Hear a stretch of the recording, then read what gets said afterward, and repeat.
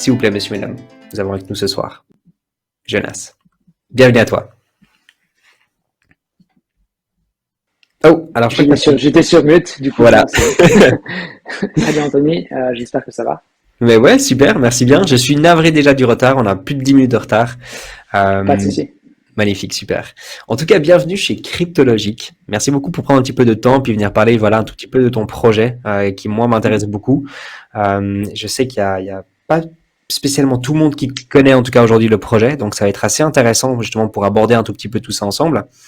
Est-ce Bien sûr. que tu peux déjà peut-être commencer par te présenter avant qu'on parle sur un petit peu plus du projet et puis aussi euh, pourquoi est-ce que tu t'es intéressé au monde du Web3 et de la blockchain peut-être?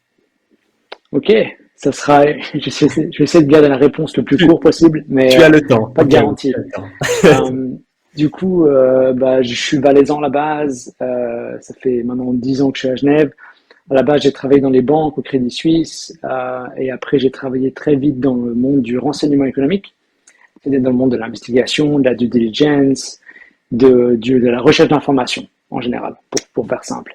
Et puis, on va dire que l'année passée, à travers diverses frustrations professionnelles que j'ai eues, dans le sens où on a fait des investigations, on a retrouvé des actifs dans le cadre de détournement de fonds, de blanchiment d'argent, mais les banques ne voulaient pas forcément aller rechercher cet argent, donc on s'est dit que c'était un peu frustrant qu'elles ne voulaient pas aller chercher l'argent qu'on avait trouvé. On a monté Liti Capital, qui est une société de financement de litigation qui aurait dû passer sur la chaîne aussi récemment. Et puis à travers ça, on s'est rendu compte que dans le monde de la blockchain, il y avait énormément de projets qui se lançaient tous les jours, des projets fantastiques, mais des projets aussi complètement pourris, il faut l'admettre. Hein. Oui, Je merci. pense que toi, le premier, tu vois énormément de projets qui valent pas la peine, mais on voit Mm. énormément de projets qui sont essentiellement fantastiques et très bons aussi. Et on s'est rendu compte qu'il y avait un challenge d'identifier les bons projets des mauvais projets. Et si tu veux, le test de base qu'on a vu que la majorité des gens faisaient, c'était de se concentrer sur l'audit du smart contract. Donc Mm. le réflexe de base des investisseurs, que ce soit moi, toi, n'importe qui investit dans des tokens, c'est de dire, OK, est-ce qu'il y a un audit du smart contract? Et si c'est le cas, OK, c'est safe, je peux envoyer mon argent, tout va très bien se passer. Et si c'est pas le cas, ben, j'investis pas. Le seul problème, c'est que on a vu énormément de cas de fraude, de vol de crypto-monnaies dans des projets qui avaient des audits du smart contract. Et on s'est rendu compte qu'il y avait vraiment un problème dans la façon dont les gens faisaient un peu leur due diligence, leur vérification, leur background check sur les projets crypto blockchain pour lesquels ils allaient investir. Et on s'est dit qu'il fallait un nouvel outil. Il fallait un outil qui ne se concentrait pas seulement sur le smart contract, mais qui se concentrait aussi sur la team qui est derrière les projets crypto, les projets blockchain. Donc c'est le premier aspect de Crypto Edge, c'est une vérification, si tu veux, de la team qui est derrière. Est-ce qu'ils ont des compétences nécessaires pour mener le projet à bien? Est-ce qu'ils ont déjà participé à des projets qui ont mal tourné? Et si ces projets ont mal tourné, est-ce que c'est parce qu'ils ont fait un rug pull ou bien euh, c'est juste le projet qui n'a pas marché?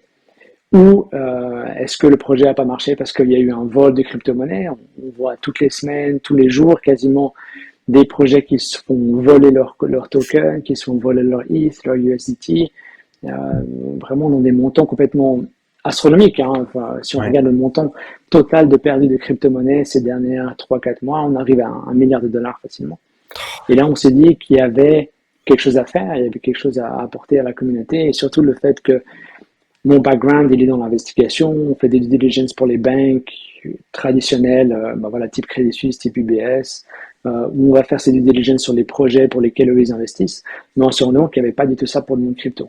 Donc Crypto Edge, c'est l'idée d'apporter ces genres de services professionnels sur une vérification du background, un peu des projets, euh, pour les différents investisseurs, et aussi de vérifier la sécurité, enfin plutôt la cybersécurité des différents projets crypto pour lesquels les gens sont intéressés.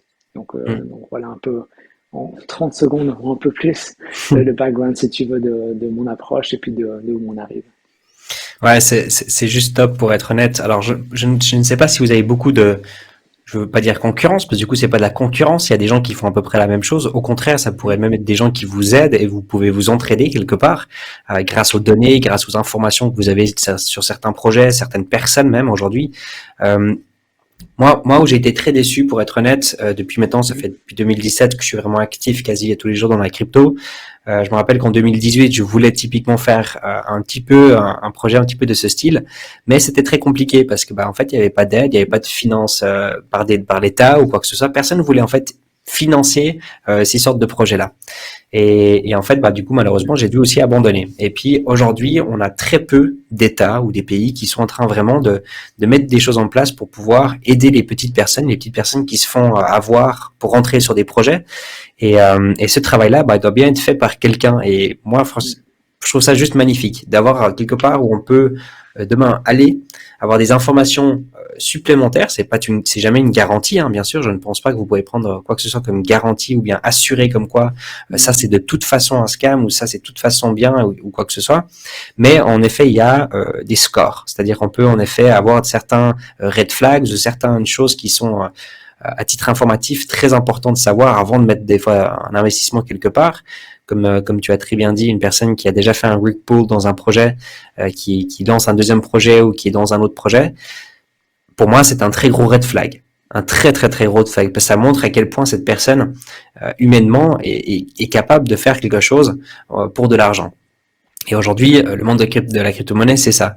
C'est un milieu aujourd'hui où on peut facilement récupérer des fonds d'une personne, leur faire croire quelque chose, leur vendre des promesses, ou tout simplement voler en mettant en avant des promesses, comme avec un rug pull.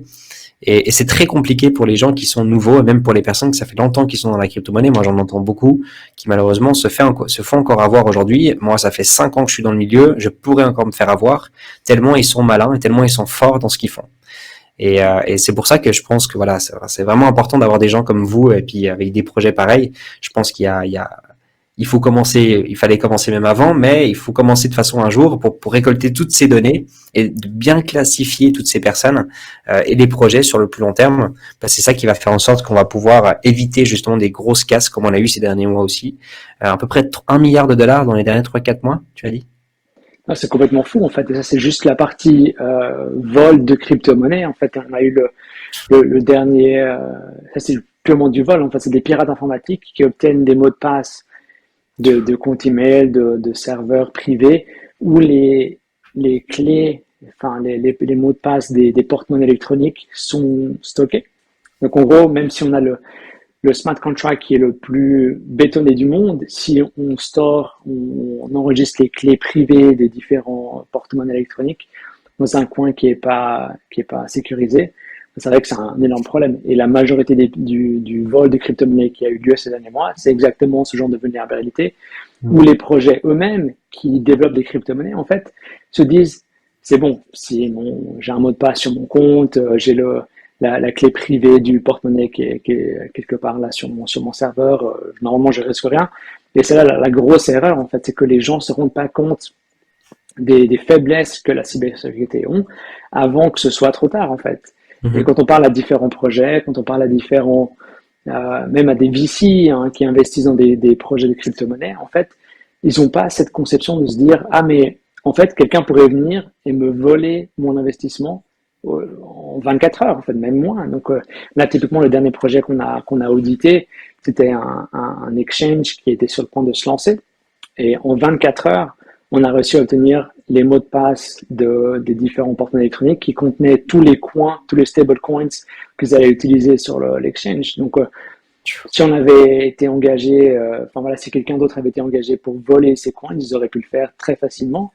Et d'un côté, heureusement que c'était cet exchange nous a engagé nous pour qu'on leur montre leur vulnérabilité avant qu'ils soient live, avant que tout le monde soit en train d'essayer de les pirater, parce que c'est vrai que sinon ça aurait été une catastrophe. Donc, je pense que si on veut que le monde de la crypto-monnaie, le monde de la blockchain évolue vers quelque chose de plus stable, de plus ouvert à une adoption maximale, en fait, ce qui bénéficierait à tout le monde, il faut qu'on ait aussi des systèmes et des structures qui soient beaucoup plus solides.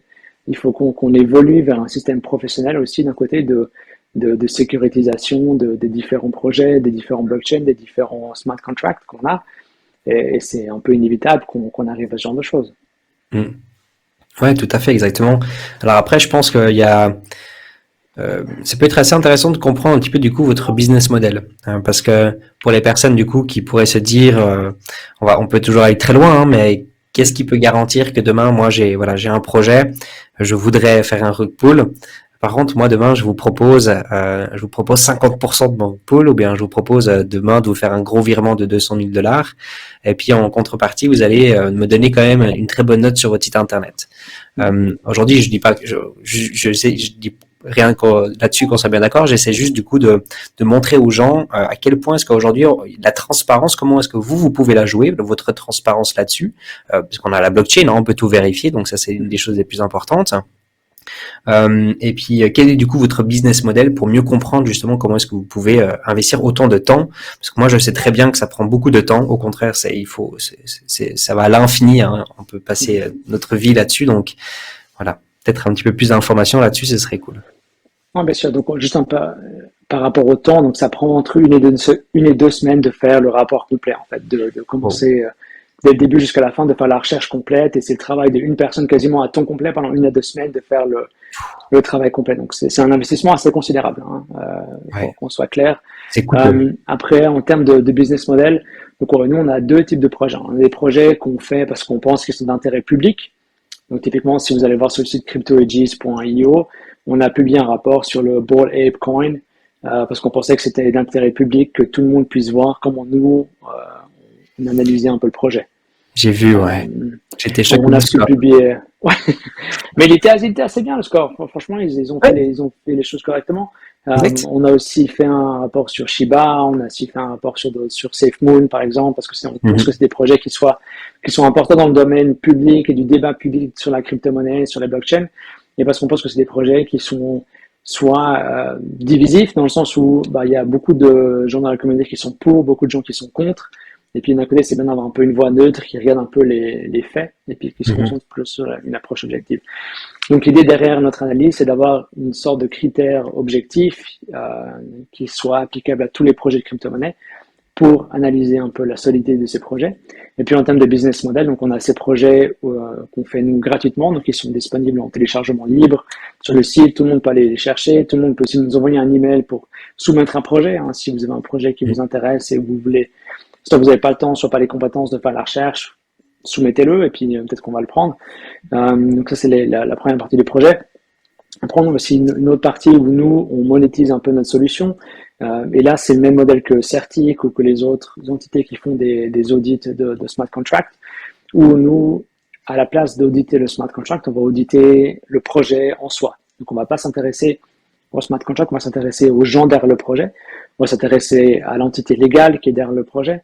Donc, typiquement, par exemple, pour Shiba, on a retrouvé trois sociétés qui étaient derrière avec trois directeurs, avec des noms d'individus, alors que le projet est censé être complètement anonyme et décentralisé, Ouais, on a quand même réussi à trouver des gens derrière. Donc si on voit qu'on cherche un peu, on trouve toujours un peu quelque chose. c'est fou, hein. Et puis après, justement, à travers cette analyse-là, on va regarder qu'est-ce que ces personnes ont fait. Et notre modèle un peu payant, si on veut, c'est que certains projets peuvent nous engager pour qu'on fasse de recherche sur eux. Après, bien sûr, on leur fait pas vraiment de cadeaux et on a eu pas mal de problèmes avec plusieurs de nos clients où on est un peu trop brutal dans notre analyse, où on leur dit vraiment, franchement, il y a ça comme problème, ça va pas le faire. Voici la note, c'est votre décision de la publier ou pas, mais nous, on va pas vous faire une meilleure note parce que vous nous avez payé un fees Mm. pour ça. En fait, c'est le même business model que Certic et tous ceux qui font des audits de smart contracts, ils vont pas faire un audit un peu blanchi parce qu'il y a eu un paiement derrière. Le but, c'est vraiment d'amener de la stabilité dans l'écosystème crypto-monnaie et blockchain. Tout simplement parce que le but, c'est que, ben voilà, si on est tous honnêtes sur le but final de la technologie, c'est-à-dire une adoption maximale auprès de la population, il faut qu'il y ait moins de scams, il faut qu'il y ait moins de Ouais. fraude, il faut qu'il y ait des projets beaucoup plus solides. Et il faut qu'on puisse, si on veut, nettoyer un peu la scène de tous ces projets un peu pourris qui sont là et qui bénéficient pas forcément à une amélioration de l'écosystème. Mhm. Ouais, je suis tout à fait d'accord. C'est vrai qu'il y a absolument beaucoup. Et puis, est-ce que vous vous intéressez un tout petit peu sur le côté des influenceurs? Moi, personnellement, c'est quelque chose qui m'intéresse aussi quand même beaucoup. Alors, non seulement il y aurait peut-être la recherche totale sur un influenceur. Typiquement, bah voilà, si vous dites, OK, on veut voir Cryptologique, par exemple. OK, qu'est-ce qu'Anthony il a fait durant ces derniers 5 ans dans le milieu de la crypto-monnaie? Ça peut être assez intéressant, je pense, en général, d'avoir ça aussi sur typiquement, du coup, sur des influenceurs parce que l'historique montre beaucoup, en fait, je trouve. Euh, Après, peut-être de faire ça directement sur une personne, c'est une chose, mais ça peut aussi aider les gens à mieux comprendre qui écouter peut-être, parce que c'est vrai que malheureusement, bah, la majorité des gens aujourd'hui vont quand même écouter à la fin, que ce soit une bonne ou une mauvaise note. Malheureusement, les gens sont réellement influencés, d'où le terme vraiment, parce que c'est des gens, ils ont l'impression qu'ils ont bien réussi dans leur vie, et donc du coup, bah, ils veulent avoir la même chose, donc ils vont quand même déposer leur argent. Et ça pourrait être assez intéressant justement de pouvoir soit dire, voilà, ça c'est notre note sur ce projet-là, par exemple. Et donc, quand on a des influenceurs qui vont faire des revues sur ces projets-là en bien, du coup, essayer de prouver, parce que souvent aussi, hein, plus de 80%, plus de 90%, moi je le sais parce que je suis dans le milieu, euh, quasi la majorité des influenceurs n'annoncent pas quand ils sont sponsorisés. C'est quelque chose qui me déplaît énormément personnellement, euh, parce que ça change tout en fait. Quand on a une personne qui dit j'ai investi à peu près 1000 $ dans le projet parce que je crois dans le projet, mais qu'en fait, moi je sais très bien que derrière il a été payé 1000 $ pour le projet, ça change tout en fait. Et ça devrait pas être, ça devrait même pas, ça devrait être interdit d'ailleurs, ça devrait être même punissable. Absolument. Ouais, ouais. Donc, est-ce qu'il y a des recherches là-dessus? Est-ce qu'il y a des idées en tête peut-être par la suite, d'ici 2020, 2023 ou pas du tout? Ou est-ce que c'est vraiment que le projet? Absolument. En fait, je pense que là, pour l'instant, on s'est concentré sur les projets un peu DeFi, un peu blockchain en général, qui lancent des tokens. Mais je pense que l'idée, c'est après de faire ce genre de recherche sur l'écosystème en général. Donc, que ce soit un central exchange, un decentralized exchange, des influenceurs. Hmm. Et après, surtout par rapport aux influenceurs, en fait, quelque chose qui est assez puissant de faire, c'est de regarder les wallets, en fait, parce que C'est ça, il y a tout. tout est transparent. En fait, les gens, ils oublient Tout. que la blockchain, c'est l'outil ultime de la transparence. C'est que Exact. tout est recherchable, tout est retrouvable, et c'est impossible d'effacer quoi que ce soit. Donc, Impossible. tout simplement, je suis plusieurs comptes Twitter qui sont assez intéressants là-dessus, et on peut clairement faire quelque chose comme ça de manière automatique. En fait, c'est pas tellement difficile. Où on voit que des influenceurs comme, je sais pas si j'ai le droit de nommer certains noms des Oui, influenceurs. oui, ici tu peux dire tout ce que tu veux ici. Ok. Typiquement Ben Timestamp, je sais pas Ouais, si tu vous vois. connaissez. Enfin voilà, il y en a pas mal qui ont des listes de prix en fait. C'est comme on va au restaurant, ils ont aussi un menu un peu. Une mention Twitter, c'est genre 100 $. Une vidéo, c'est Exactement. 1000 $. Il y a une revue complète qui dure 1 heure, bah, c'est 10 000 $. Enfin, il y a vraiment tout qui est disponible. Et en fait, je pense que le problème avec la blockchain, c'est que beaucoup de personnes ont un peu l'impression que c'est un play to win Mhm. type de jeu. Donc, il faut payer pour pouvoir gagner, il faut payer pour pouvoir jouer. Et c'est ça, je pense que c'est la grosse erreur, en fait. Donc, euh, la blockchain, c'est un outil fantastique. En fait, c'est la révolution financière que le monde attend depuis des années. D'un point de vue technologique, c'est le futur. Il faut qu'on soit clair là-dessus. Je Exact. pense que il y a beaucoup de gens qui ont vu ça comme une opportunité de se faire plein de fric sur le dos d'investisseurs peut-être crédules ou peut-être qui n'ont pas forcément le temps de faire des recherches approfondies sur qui est quoi, que ce soit d'un point de vue projet, d'un point de vue influencer. Et il y a énormément de gens qui abusent de ça. Et c'est extrêmement triste. Et puis je pense que si on veut être honnête sur l'adoption maximale de la blockchain en tant que technologie, il faut qu'on se détache un peu de ce système actuel où c'est voilà, faut arrêter de faire du shield de projets à droite à gauche, il faut arrêter de payer des influenceurs pour avoir des vidéos. C'est bien de faire Mhm. du marketing, hein, je dis pas que c'est le contraire, mais il faut le faire de manière qui soit honnête et qui soit Tout à expliqué. fait. Et y a rien de mal à payer quelqu'un pour faire une vidéo, il faut juste que ce soit expliqué que c'est une vidéo qui a été payée. C'est tout. Exact. Il Et faut puis qu'on soit il y a transparent. des gens qui vont croire dans des projets, dès qu'ils vont pas croire dans le projet. Il y a des influenceurs, entre eux, qui vont être en désaccord de faire une publicité oui ou non. Mmh. Mais à la fin du compte, si tu as accepté de l'argent, tu dois le mentionner. Moi, je trouve que c'est la base des choses. Et donc, mais c'est très intéressant. Moi, personnellement, je veux, et puis avec Cryptologique, c'est pour ça que je suis très content que tu sois là avec nous, Jonas, ce soir, parce que c'est vraiment, je souhaite investir mon temps demain pour aider, vraiment. Parce que on essaie, enfin, les gens, ils le savent aujourd'hui chez Cryptologique, mais je veux vraiment pouvoir attaquer de plus en plus le monde des scams, pour être honnête. Et puis, si on peut aider des gens, en tout cas, se faire un petit peu de la prévoyance, on sait qu'au final, même si on le voit pas, en fait, on va faire en sorte qu'il y a moins de personnes qui vont perdre de l'argent. Donc ça, c'est le but. Et si je peux aider avec quoi que ce soit, vraiment sur le plus long terme, il faudra pas hésiter parce que je pense que Cryptologique, on va de toute façon investir du temps là-dessus aussi. Donc ça peut être assez intéressant. Et puis, c'est fantastique. Et puis, je pense qu'après, juste d'un point de vue psychologique, un peu, je pense qu'on est tous conscients que la blockchain et les crypto-monnaies, c'est quelque chose d'un peu novateur. Il y a certainement des risques sur le fait d'investir là-dedans. Donc, je pense qu'on est tous conscients que si on investit dans un projet crypto, blockchain, il y a des risques qui sont inhérents au fait que ce soit quelque chose de neuf. Et je pense qu'on est tous prêts à prendre le risque que le projet dans lequel on investit fonctionne pas. Ça, c'est quelque chose qu'il faut qu'on soit honnête avec nous-mêmes. Par contre, en tant qu'investisseur, je pense que personne n'est prêt à investir dans un projet qui va nous voler de l'argent. Et ça, c'est la grosse distinction, en fait. Et le projet, l'idée même derrière Cryptology, c'est d'essayer de réduire au maximal le risque de se faire voler de l'argent. Ça ne veut pas dire que le projet va être un succès. C'est possible que le projet ne fonctionne pas pour des raisons X, Y, Z. Et ça, on ne peut pas le savoir. Mais par contre, l'idée, c'est de réduire le risque de fraude et de cybertheft, de vol de crypto-monnaies via des astuces à la cybersécurité au plus bas pour que ça protège en fait l'argent des investisseurs. Et c'est le but à long terme. Ouais, parce que en fait, au final, enfin, je pense que tu le sais aussi très bien, mais c'est vrai qu'aujourd'hui, dans un projet, quelque chose que je ne pense que vous avez absolument rien que vous pouvez faire dessus aujourd'hui, c'est comme tu dis très bien, aujourd'hui, bah voilà, tu as le côté des projets qui vont peut-être pas avoir du succès, mais donc c'est des projets qui sont soit basés sur des MLM ou des Ponzi schemes. Ça veut pas dire que c'est une arnaque. Une arnaque, c'est vraiment pour arnaquer directement les gens, pour aller voler. Mais mathématiquement, le projet a été conçu pour qu'à la fin, les dernières personnes qui rentrent perdent quand même de l'argent. C'est que basé sur des maths et rien d'autre. On le sait très bien. On le voit beaucoup d'ailleurs dans les play to earn. Et en fait, il y a quand même ce côté où je sais pas si tu connais bien les market makers aujourd'hui dans le monde de la crypto-monnaie, mais voilà, en tout cas à titre informatif pour les gens qui ne connaissent pas trop, sachez que les market makers, c'est quand même ceux qui contrôlent la majorité du temps, surtout pour les plus petits projets, le marché. Donc ils peuvent vraiment décider le prix également du token, mais c'est des gens, c'est leur métier. Ils connaissent du coup la token economics, ils savent dans combien de temps tous les tokens vont sortir, combien de tokens chaque mois, etc.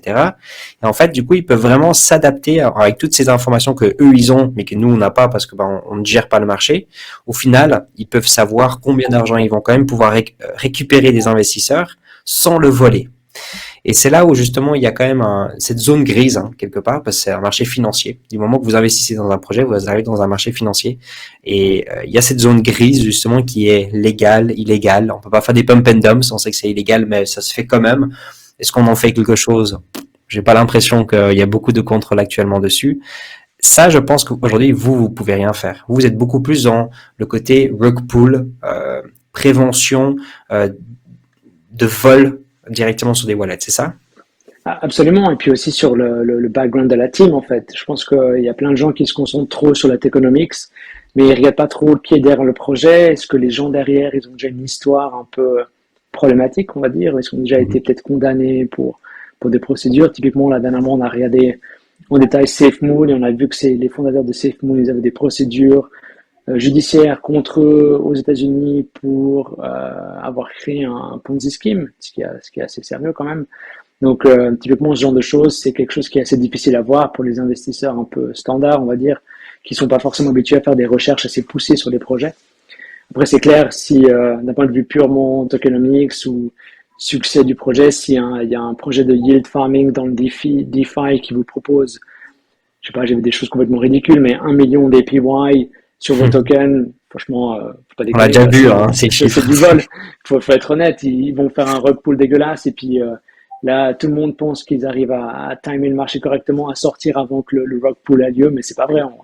Les gens qui investissent là, ils vont tous se faire avoir. Faut pas exagérer. C'est exactement ça.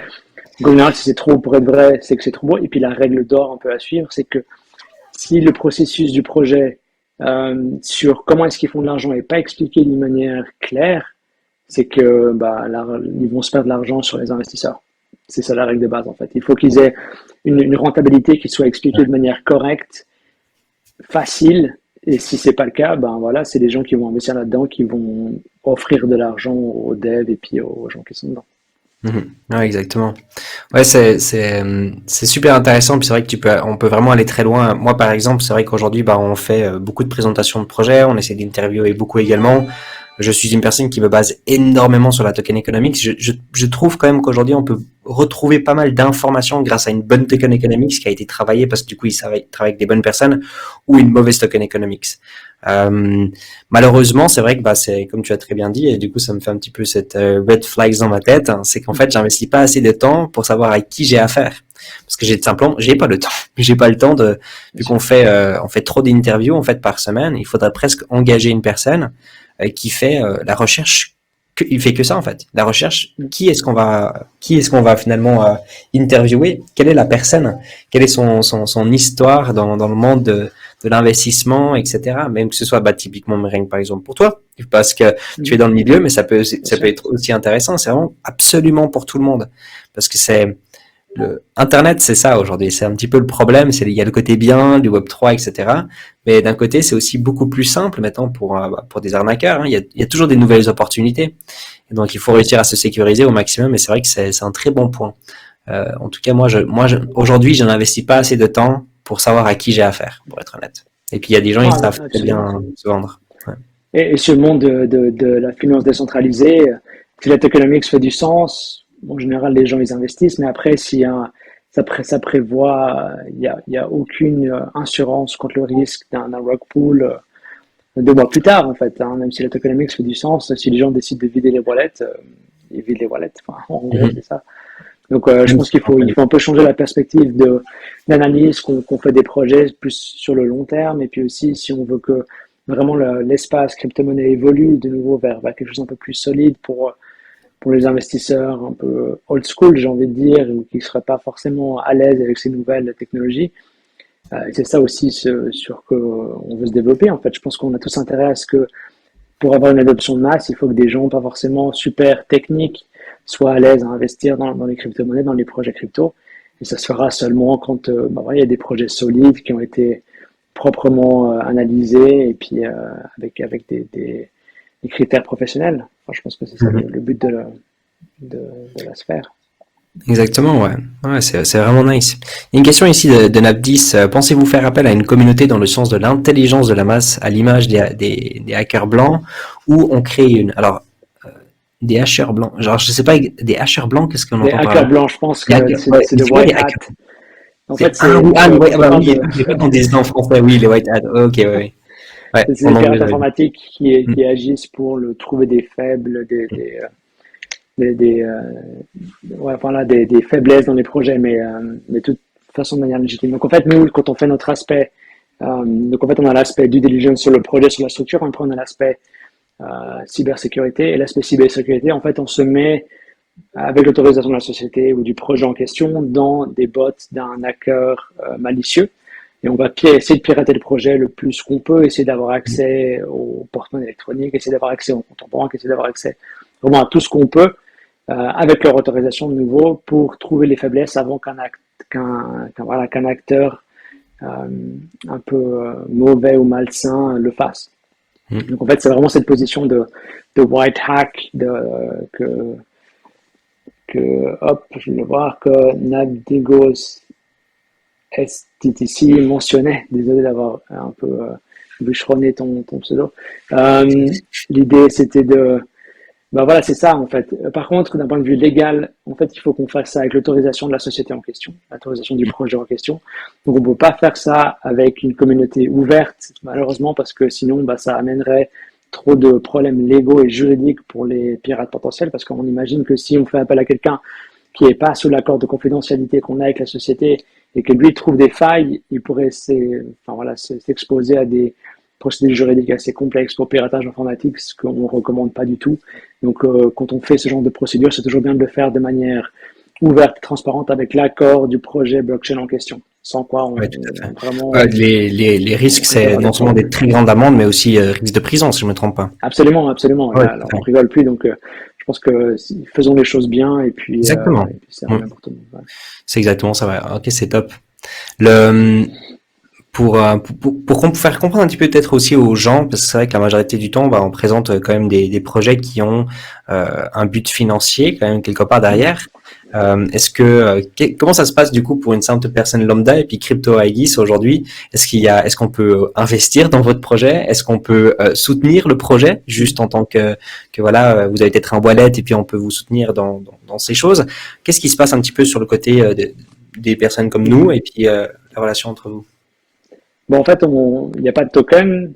C'est pas possible d'investir dans le projet en tant que tel. Le but, c'était pas d'avoir un projet qui soit ouvert aux investisseurs. Le but, c'est vraiment d'avoir un projet qui soit comme un service, en fait. Donc, Mhm. typiquement, pour ceux qui connaissent un peu le marché de la bourse standard, il y a des sociétés comme Standard Poor's ou bien Fitch qui font des sortes d'évaluations, des ratings de différentes sociétés qui sont listées en bourse. L'idée, c'est d'avoir vraiment un projet similaire pour la crypto-monnaie et pour la blockchain. Mhm. Et donc l'idée, c'est Ok. d'avoir quelque chose qui soit complètement gratuit, où les gens peuvent venir sur le site, télécharger les rapports, aller lire les rapports. Franchement, je vous encourage à aller lire les rapports qu'on a publiés sur des projets et aller voir vraiment en détail ce qu'on dit sur les projets pour lesquels vous voulez peut-être investir.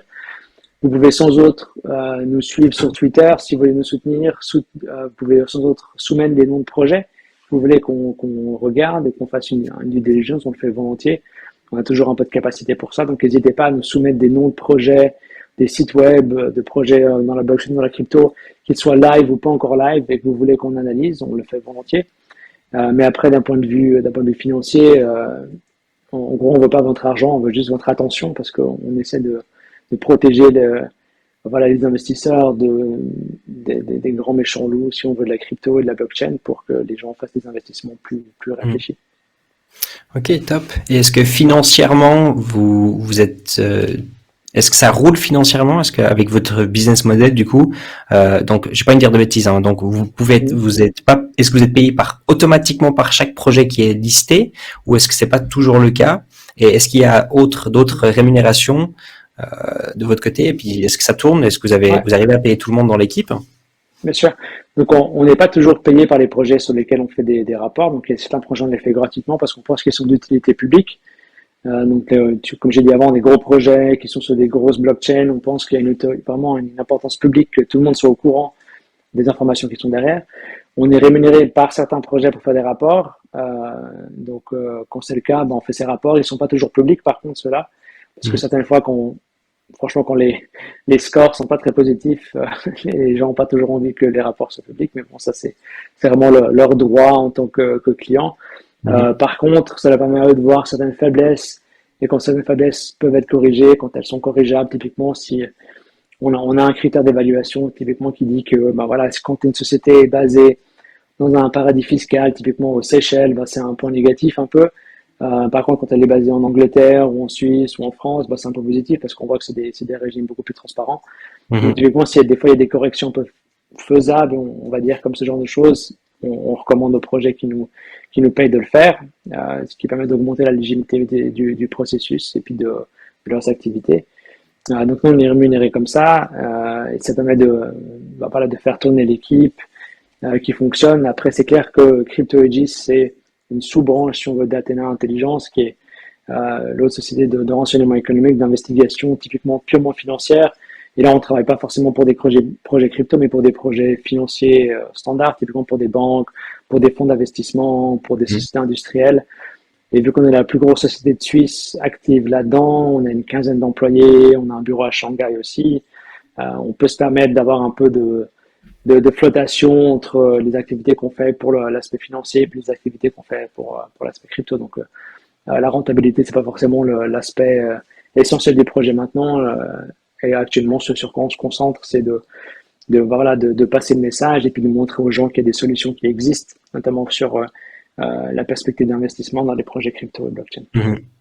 Ouais, c'est magnifique, vraiment. Et puis j'apprécie beaucoup. Je trouve ça vraiment superbe Mm. de faire ça. Est-ce que sur les 15 employés, tout le monde est un petit peu intéressé sur le côté Web3 et blockchain, ou est-ce qu'il y a certaines personnes, c'est genre, me parle pas de ça, faites votre truc, on vous donne le feu vert, mais où est-ce que tout le monde participe dans l'équipe?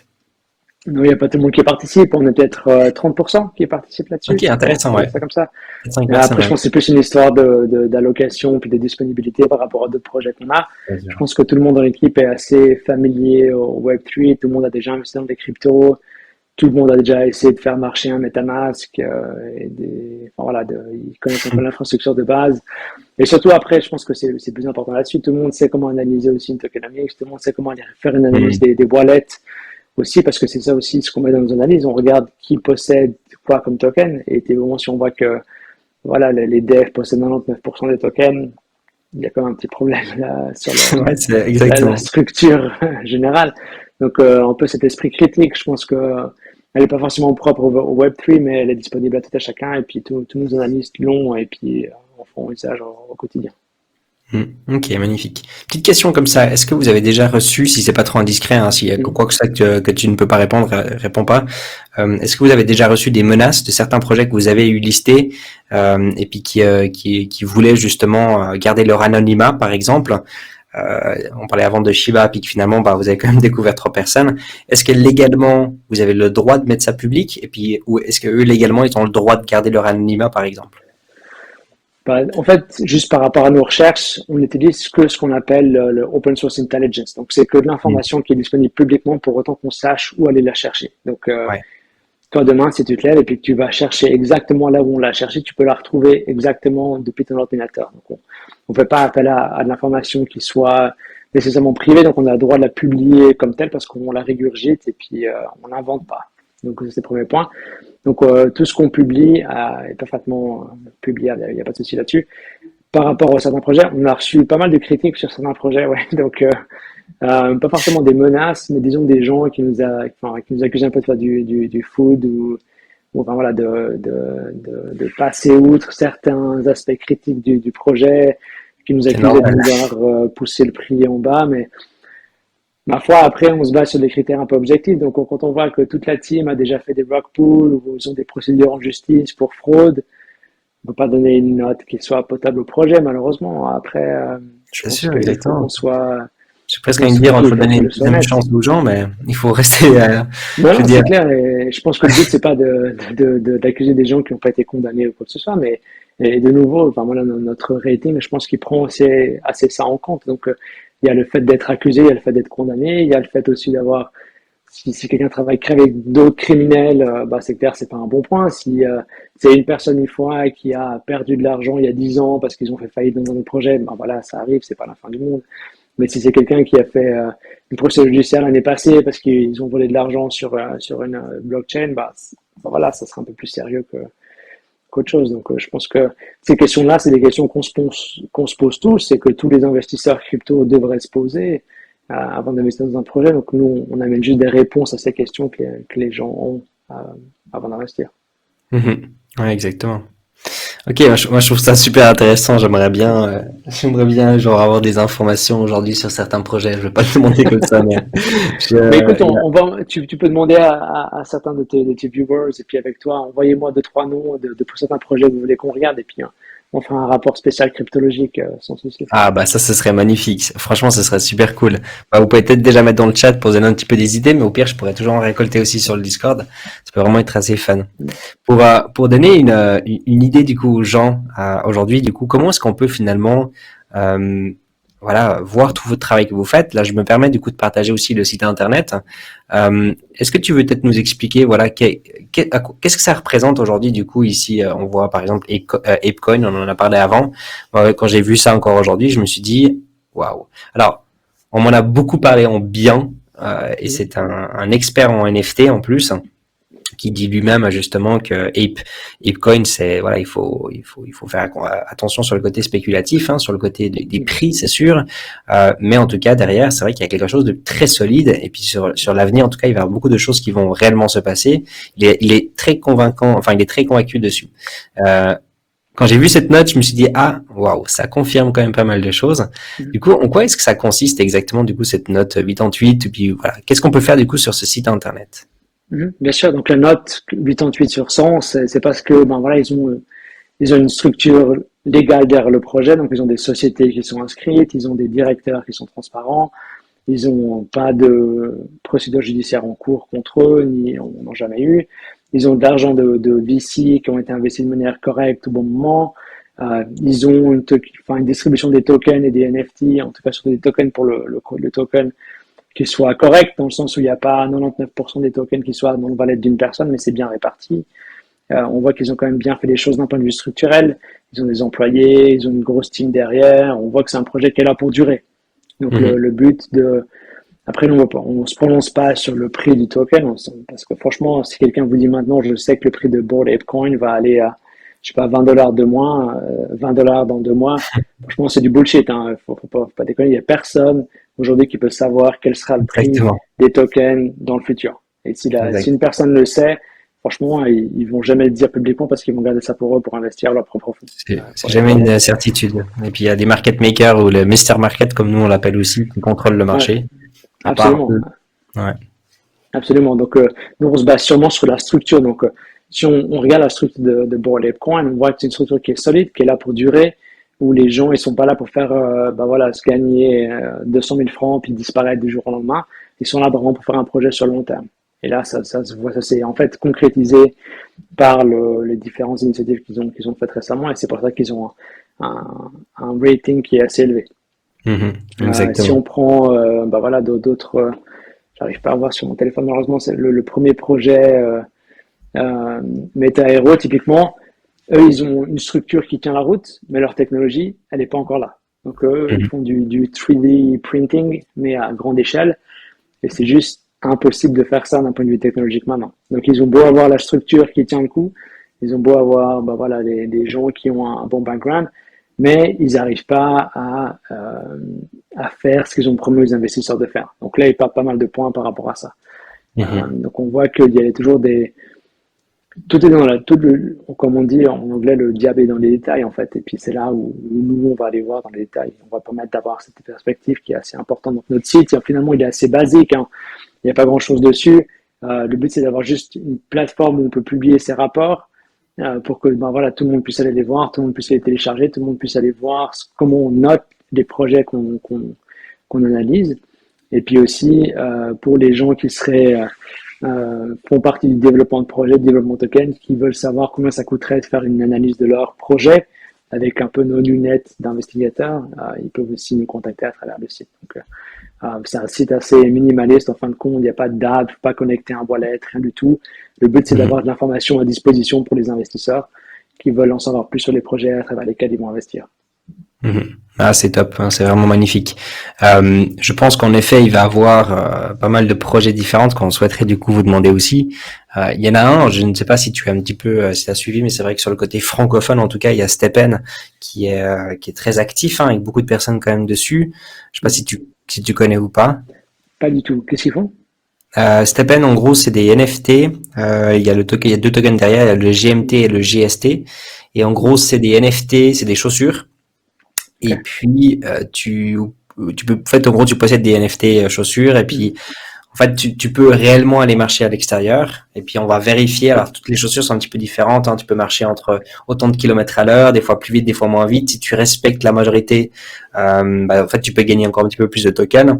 Il y a de l'énergie aussi dessus. Donc, en gros, en marchant, tu peux en effet récolter du coup de l'argent. Aujourd'hui, il y a sur la Token Economics, il y a quand même on est sur un market cap de 2,5 milliards de dollars, puis une fully diluted à 25 milliards de dollars quand même. Ça a été mis en avant par des gros influenceurs aussi. Je ne pense pas que le projet est là pour faire un rug pull ou quoi que ce soit, même j'en suis quasi convaincu. Mais mathématiquement, c'est typiquement ces sortes de projets que j'ai envie de faire une vidéo dessus tout bientôt. J'ai dit que je voulais faire ça cette semaine, mais ce sera peut-être pas la semaine prochaine, du moment que j'ai un petit peu de temps, pour pouvoir prouver et vraiment parler de la token economics, parce que je pense que les gens ne sont pas conscients en fait, parce que ils veulent en effet mettre de l'argent, donc ils vont acheter pour beaucoup d'argent, ils vont aller marcher à l'extérieur, puis il y a ce côté passive income. Tu investis 30 000, tu peux gagner 200, 250 par jour.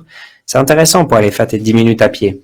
Euh, mais c'est possible que dans 6 mois, peut-être que tu gagneras plus de $10 avec ton investissement. Et c'est juste que les gens, il faut qu'ils soient des fois un petit peu plus conscients là-dessus. Et puis, bah voilà, je voulais faire une vidéo là-dessus, mais je pense qu'en tout cas, ça pourrait intéresser énormément de personnes d'avoir soit un très bon score, hein, ou un mauvais score, ou peu importe, mais en tout cas, votre avis là-dessus, parce que beaucoup de personnes sont sur ce projet aujourd'hui. Non, non, bien sûr. Bah, écoute, si tu veux, on peut faire notre analyse et puis on se revoit dans quelques temps pour présenter les résultats. Et puis comme ça, on pourra Mm. faire ça ensemble. Yes, magnifique, super. De toute façon, je te retiendrai du coup au courant. Et puis, si d'un coup je peux aider avec quoi que ce soit comme information, je dois encore faire je dois de toute façon encore faire mes études sur le projet, donc je veux pas trop non plus parler parce que j'aime pas parler quand je connais pas. Mais par contre, j'ai beaucoup de personnes de mon entourage qui ont mis beaucoup d'argent aussi dedans. Moi, je suis pas du tout un investisseur de là-dedans, c'est pas trop mon délire, mais donc ouais, j'ai été choqué par certaines personnes qui ça fait déjà longtemps qu'ils sont dans la crypto qui ont investi. Peut-être c'est moi qui est complètement en tort, mais je me réjouis justement d'avoir un avis là-dessus. Non, mais franchement, je connais pas, j'ai pas du tout vu le projet, je peux pas trop me prononcer Ah bah maintenant, non, mais c'est clair qu'il y a énormément de projets maintenant qui sont assez créatifs, on va dire ça comme ça, sur les tokenomics et puis sur comment ils génèrent de l'argent. Donc, exactement, ouais, c'est c'est vrai qu'ils sont très créatifs, en effet. mm. C'est exactement ça. Est-ce que je peux te poser une question? Est-ce que tu as vécu quelque chose, seulement si tu as le droit de dire de nouveau, hein, est-ce que tu as vécu quelque chose d'assez fou, euh, une petite anecdote que tu voudrais peut-être partager avec nous, euh, toi qui vis beaucoup de choses, qui vois beaucoup de choses, peut-être que tu as le côté professionnel que tu peux pas tout partager, qu'on soit bien d'accord, mais est-ce qu'il y a quelque chose que tu peux partager avec nous qui peut être assez incroyable comme découverte que vous avez eue avec Crypto Aegis? En termes blockchain, euh, Il y en a sûrement beaucoup, mais lequel est-ce que tu pourrais... ouais, j'étais en train de réfléchir à laquelle je pourrais partager qui me vaudrait pas un procès demain matin. Voilà, Et justement, donc, j'ai pas euh, envie de ça, justement. euh, non, S'il y a écoute, je rien. pense que je vais repasser, je vais devoir, next, prochaine question, s'il te plaît. Voilà, c'est très bien. T'as très bien raison. Ok. Non, ce que je voudrais peut-être encore savoir, c'est les goals pour 2022, 2023. Quels sont un petit peu encore les objectifs? Alors, on comprend du coup un petit peu l'objectif maintenant, et puis c'est juste incroyable. Je voudrais vraiment pouvoir non seulement aider, mais aussi apporter plus de personnes qui seront prêtes aussi des fois à soutenir de plein de manières différentes. Mhm. Euh, Aujourd'hui, est-ce que typiquement le marketing, c'est quelque chose que vous faites de votre côté quand même aussi, parce que pour moi, franchement, j'aimerais bien mettre en avant votre site internet, dire aux gens, voilà, au cas où, ça c'est un projet qui fait ça, euh, allez faire un tour dessus. Est-ce que vous faites aussi du marketing ou pas spécialement? On n'en fait pas beaucoup. En fait, on a fait vraiment Ouais. un truc super minime. Pour l'instant, c'est plutôt concentré sur. Enfin, là, je pense qu'il faut qu'on ait plus de projets publiés sur le site pour que ce soit un peu plus fourni avant de faire un gros push.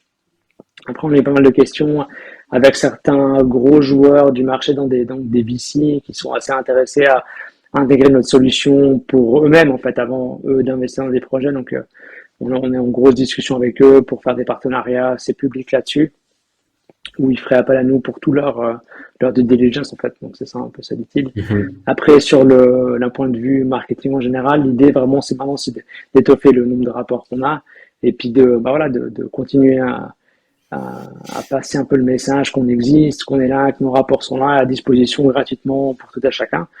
Et puis de nouveau, d'essayer de gagner un peu en visibilité là-dessus, mais de manière assez organique et Mhm. puis naturelle, on va dire. On n'a pas vraiment envie d'être un projet que marketing, on va plutôt se concentrer sur le fond pour l'instant. Et puis, on pense que le marketing, on va faire ça de manière un peu boule de neige au fur et à mesure. Mhm, exactement. Au cas où, donc pour les personnes, hein, si vous mettez, je crois que c'est point d'exclamation Aegis, je comprends juste, voilà, vous avez tous les liens nécessaires aussi sur le chat, hein, donc il y a le Twitter, le Telegram, et puis le site internet.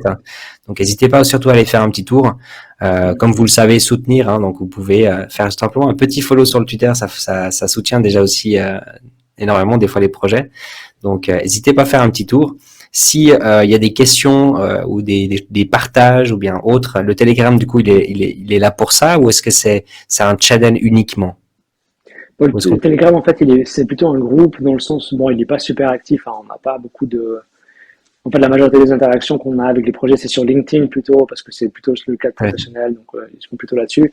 Sur Telegram, c'est plus au cas où quelqu'un a des questions ou il va venir pousser un coup de gueule sur une note qu'on a sur un projet parce qu'ils sont pas du tout d'accord.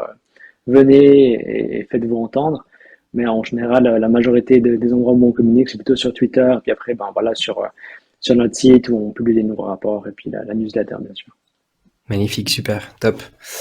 Euh, Est-ce qu'il y a quelque chose d'autre que tu voudrais peut-être aussi partager avec nous, qu'on n'a peut-être pas abordé ce soir, que les gens devraient savoir justement sur Crypto Aegis, ou est-ce qu'on a, tu penses, fait à peu près le tour du projet, en tout cas, de ce que vous avez réussi à mettre en place?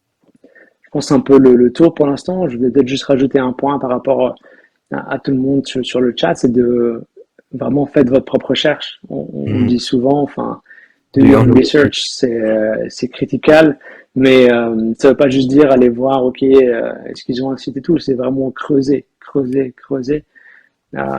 Et dites-vous, franchement, si imaginez-vous que voilà, votre banque va investir dans un projet, si vous êtes client chez UBS, chez Crédit Suisse, à la Banque cantonale vaudoise, euh, essayez de réfléchir quelles sont les vérifications que eux feraient avant de vous prêter 100 francs, typiquement. Mhm. C'est vraiment le même concept.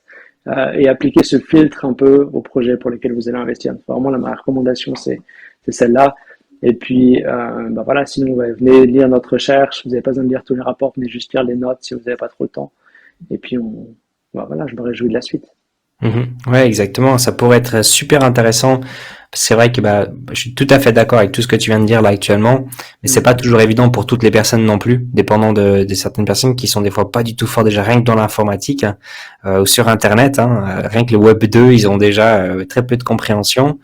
Donc, on peut s'imaginer que c'est vrai que c'est très compliqué pour certaines personnes. Est-ce que dans l'avenir, il y aura peut-être quelque chose, je dirais pas une DAO, mais une manière où la communauté peut-être de crypto IDs sur le plus long terme puisse également participer à l'entraide ou de pouvoir donner son avis typiquement publiquement en disant voilà, on fait des votes avec la communauté, on a un projet, voici notre score, qu'en pensez-vous, puis que la communauté puisse aussi interagir dessus, ou est-ce qu'il n'y a pas trop de réflexion pour l'instant là-dessus? Mm. Je pense qu'à terme, le but, c'est aussi d'impliquer bah, la communauté sur des recherches, parce que c'est clair que la communauté, en tout cas certaines personnes, elles sont vraiment très actives là-dedans dans la recherche, et puis elles font ça assez bien. Après, je pense qu'il y a aussi un risque que il faut voir ce qu'on essaie de limiter. Nous, on essaie de limiter vraiment le risque de fraude et le risque de vol via un incident de cybersécurité. Notre but, et c'est impossible de le faire, comme je l'ai dit tout à l'heure, c'est d'essayer d'estimer si un projet aura de la réussite ou non. On ne peut pas le faire. Et si quelqu'un vous dit qu'ils sauront à l'avance si un projet va réussir ou pas, franchement, c'est des menteurs, il faut être honnête. Mhm. Donc Ouais, nous, bien on va sûr. se concentrer sur ce qu'on peut contrôler. Et ce qu'on peut contrôler, c'est le risque de fraude, vraiment. Et ça, c'est vraiment un risque qui est quand même assez important dans le monde blockchain et crypto. Et c'est sur celui sur lequel on se concentre. Donc en termes de recherche qu'on peut faire pour faciliter ça et que tout le monde peut faire, franchement, la base, c'est de regarder un peu la team derrière le projet. Est-ce qu'ils sont réels? Est-ce que les photos sur le site, c'est des photos qui apparaissent 25 000 autres fois sur d'autres sites Google ou c'est des photos uniques? En général, on se voit souvent des projets un peu exotiques qui ont des têtes de team members qui sont vraiment courantes hein, sur Internet. Ça, c'est le premier truc.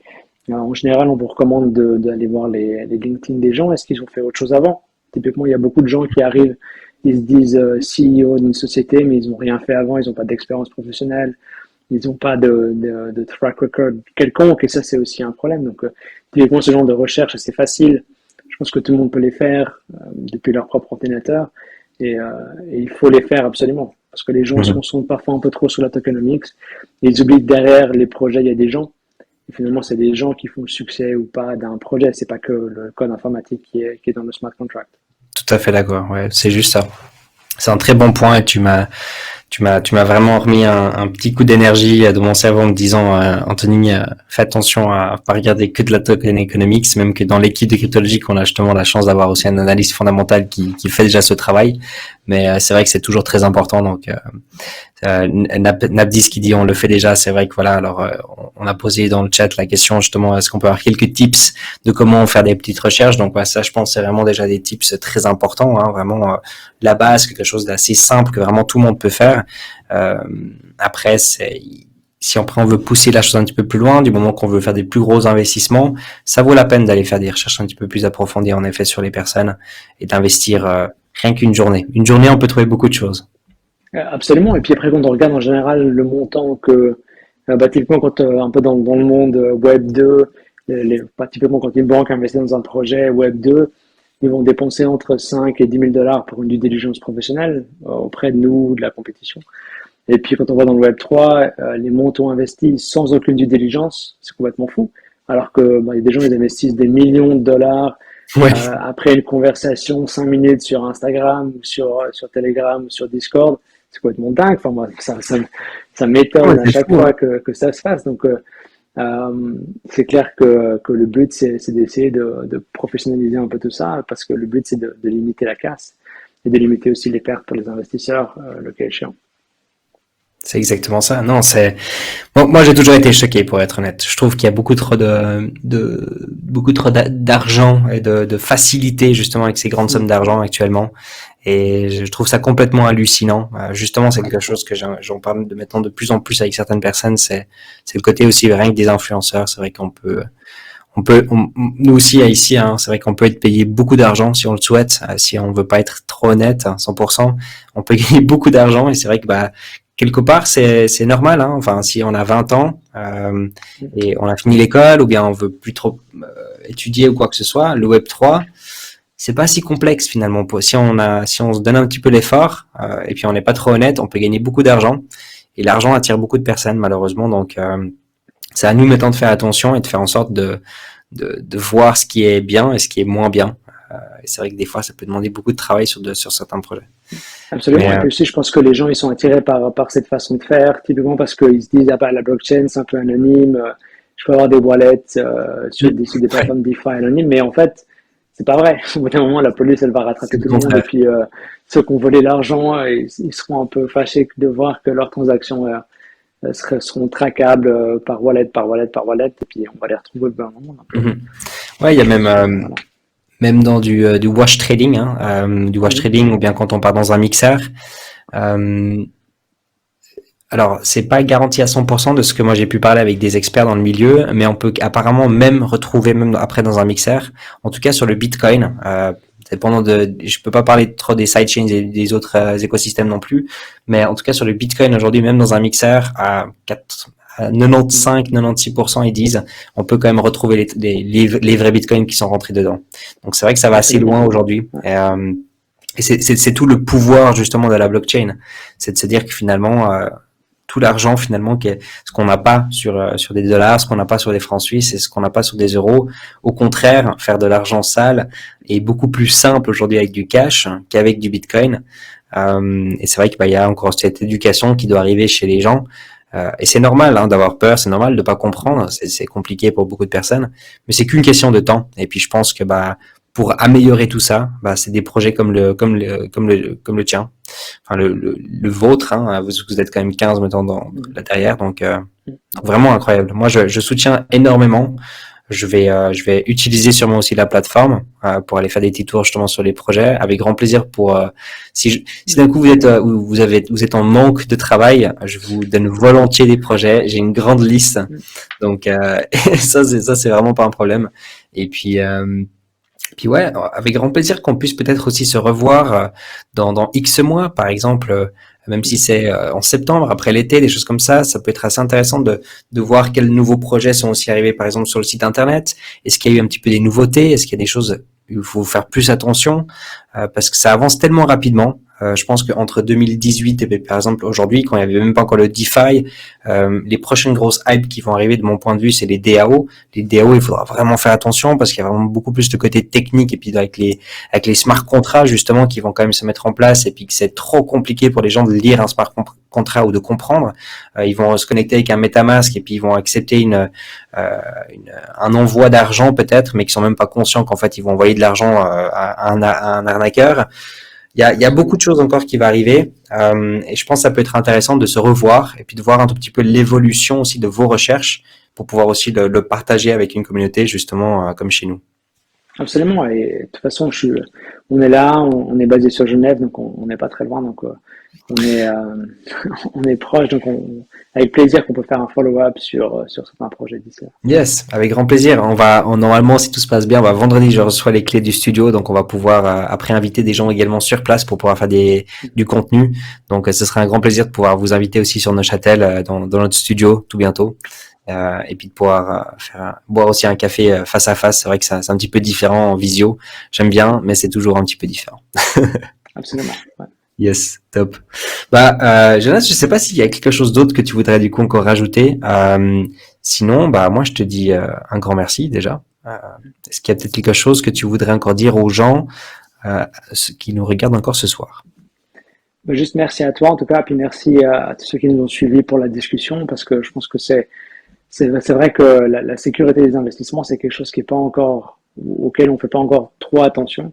Je pense que c'est quelque chose auquel on mériterait de faire un peu attention, parce que finalement, c'est notre argent qu'on investit. Donc, je pense que personne n'a envie de perdre de l'argent de manière un peu ridicule. Donc, faites attention. Et puis, si vous savez pas comment faire attention, venez vers nous, on vous aidera à le faire attention. Magnifique, super. Écoute, merci beaucoup à toi d'être venu ce soir, c'était un vrai plaisir. Et puis un grand bravo pour le projet que vous avez mis en place. Vous avez fait quelque chose que j'ai pas pu faire moi à l'époque tout seul. Donc je suis super content de voir ça. Et puis comme j'ai dit, on va suivre ça de proche. Et puis je me réjouis de vous revoir et de rediscuter justement pour voir l'évolution du projet et puis de certains projets sur lesquels on pourrait être choqué avec certains scores, en bien ou en mauvais, hein, comme Bored Apes. J'ai été choqué en bien. Donc vraiment super cool. Et puis Jonas, je te souhaite sinon aussi également une très bonne soirée. Merci infiniment pour tout ça. Et puis courage avec tout le boulot. Je suppose que tu as beaucoup de boulot en général dans le Web3 du coup. Merci. Ouais. Bonne soirée à toi. Merci beaucoup. Ciao ciao. Salut.